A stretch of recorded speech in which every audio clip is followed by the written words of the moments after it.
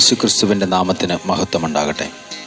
Faith വോയിസിലേക്ക് എല്ലാവരെയും ഞങ്ങൾ സ്വാഗതം ചെയ്യുന്നു. റോമാക്കാർക്ക് എഴുതിയ ലേഖനം 8-ാം അധ്യായം 18-ാം തിരുവചനം വ്യക്തമാക്കുന്നു. നമുക്ക് വെളിപ്പെടാനിരിക്കുന്ന മഹത്വത്തോട് തുലനം ചെയ്യുമ്പോൾ ഇന്നത്തെ കഷ്ടതകൾ നിസ്സാരമെന്ന് ഞാൻ കരുതുന്നു. ക്രിസ്തുവിൽ പ്രിയപ്പെട്ടവരെ, മനുഷ്യ ജീവിതത്തിൽ ദുഃഖങ്ങളും കഷ്ടപ്പാടുകളും ഉണ്ടായെന്ന് വരാം. എന്നാൽ എല്ലാം നന്മയ്ക്കായി ദൈവം മാറ്റും എന്ന് വിശ്വസിക്കുകയും പ്രാർത്ഥിക്കുകയും ചെയ്യുന്നവനാണ് യഥാർത്ഥ വിശ്വാസി. ഒരു വിശ്വാസി വിശ്വാസത്തിന്റെ ആഴമറിയുന്നത് എല്ലാം അവന് പ്രതികൂലമായി ഭവിക്കുമ്പോഴാണ്. എന്നാൽ ദൈവത്തെ സ്നേഹിക്കുന്നവർക്ക്, അവിടുത്തെ പദ്ധതി അനുസരിച്ച് വിളിക്കപ്പെട്ടവർക്ക് അവിടുന്ന് സകലവും നന്മയ്ക്കായി പരിണമിപ്പിക്കുന്നു. തിരുവചനത്തിൽ നാം കാണുന്നു, കുരിശിന്റെ വഴി ആരംഭിക്കുന്നത് പീലാത്തോസിന്റെ അരമനയിൽ നിന്നുമാണ്. സകല മനുഷ്യർക്കും കുരിശ് രക്ഷയുടെ അടയാളമായി മാറുന്നത് യേശു കുരിശിൽ മരിച്ച് ഉയർത്തെഴുന്നേറ്റതുകൊണ്ടാണ്. അവിടുന്ന് പറയുന്നു, നിങ്ങളുടെ ഉത്കണ്ഠകളെല്ലാം എന്നെ ഏൽപ്പിക്കുവിൻ, ഞാൻ നിങ്ങളുടെ കാര്യത്തിൽ ശ്രദ്ധാലുവാണ്. സ്നേഹമുള്ളവരെ, കഷ്ടതയുടെ കൈപ്പേറിയ ജീവിതത്തിലൂടെ കടന്നു പോകുമ്പോൾ നാം ഓർക്കുക, മാറായിലെ കൈപ്പേറിയ ജലത്തെ മധുരമാക്കി തീർത്ത കർത്താവ് ഒരു മധുരമുള്ള ജീവിതത്തെ ദാനമായി നമുക്ക് നൽകിയിരിക്കുകയാണ്. അതുകൊണ്ട് തിരുവചനം പ്രഖ്യാപിക്കുന്നു, സ്വപുത്രനെ പോലും ഒഴിവാക്കാതെ നമുക്കെല്ലാവർക്കും വേണ്ടി അവനെ ഏൽപ്പിച്ചു തന്നവൻ അവനോടുകൂടി സമസ്തവും നമുക്ക് ദാനമായി നൽകാതിരിക്കുമോ? നമ്മുടെ പ്രത്യാശയുടെ ഉറവിടമായ ദൈവം നമ്മെ ഏവരെയും സ്നേഹിക്കുന്നു. നമ്മുടെ ഏതവസ്ഥയിലും ദൈവത്തിന് നമുക്ക് വേണ്ടി ഒരു അത്ഭുതം ചെയ്യുവാൻ സാധിക്കും. ആ യേശുവിൻ്റെ വഴിയെ നമുക്ക് കടന്നു ചെല്ലാം. അവിടുന്ന് പറയുന്നു, ഞാനാകുന്നു വഴിയും സത്യവും ജീവനും.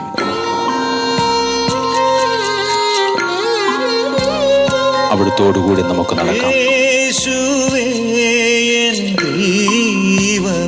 ജീസസ്, നീ വരും വഴിയോരെ ഞാൻ ചുടുചോരയൊഴുകുന്ന കുരിശിന്റെ വഴിയിൽ കൃപ മാത്രമൊതിരുന്ന സ്വർഗീയ വഴിയെ മകനെ കരയാതെ, മകളെ തളരാതെ, മകനെ അലയാതെ, മകളെ ഉഴലാതെ, മകനെ കരയാതെ, മകളെ തളരാതെ, മകനെ അലയാതെ, മകളെ ഉഴലാതെ.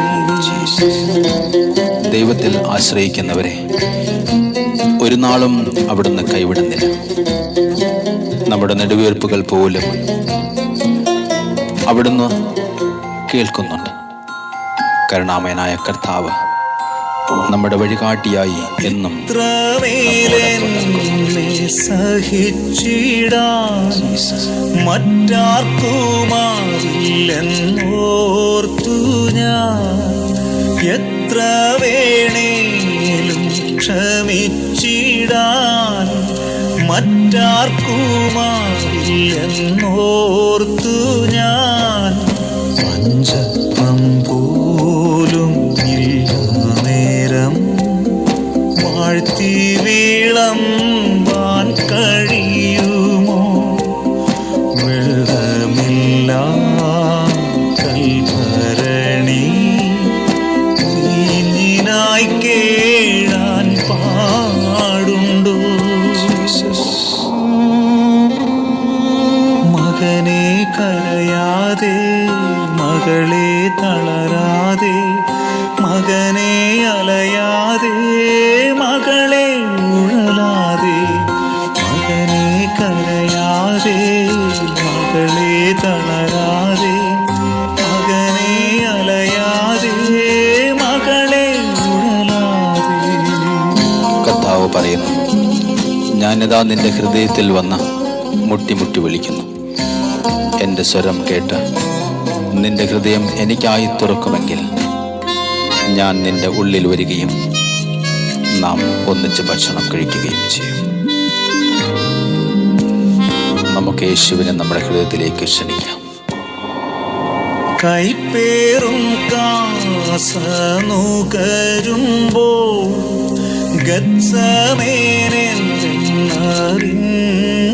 ഞാൻ. നീങ്ങാത്ത മുൾകളാൽ മുറിയുമ്പോൾ യേശുവേ, ക്രൂശിതൻ വീണതോർത്തു ഞാൻ. എവിടെ എൻ ദൈവമെന്ന ചോദ്യം ശല്യം ചെയ്യുന്നു. എങ്കിലുമീ പാനപാത്രം ചങ്കിലേന്തും എന്നാഥനായി. യേശുവേ, എൻ ദൈവമേ. യേശുവേ എൻ ദൈവമേ, നീ വരും വഴിയോരെ ഞാൻ ചുടുചോരയൊഴുകുന്ന കുരിശിന്റെ വഴിയെ കൃപമാത്രമുതിരുന്ന സ്വർഗീയ വഴിയെ. മകനെ കരയാതെ, മകളെ തളരാതെ, മകനെ അലയാതെ, മകളെ ഉഴലാതെ. മകനെ കരയാതെ, മകളെ തളരാതെ, മകനെ അലയാതെ, മകളെ ഉഴലാതെ. എന്നേ ദിവസം ഇത് കേട്ടുകൊണ്ടിരിക്കുന്ന സകലരും യേശുക്രിസ്തുവിൻ്റെ അനുഗ്രഹവും സംരക്ഷണവും ഉണ്ടാകട്ടെ എന്ന് യേശുക്രിസ്തുവിൻ്റെ നാമത്തിൽ ഞങ്ങൾ പ്രാർത്ഥിക്കുന്നു.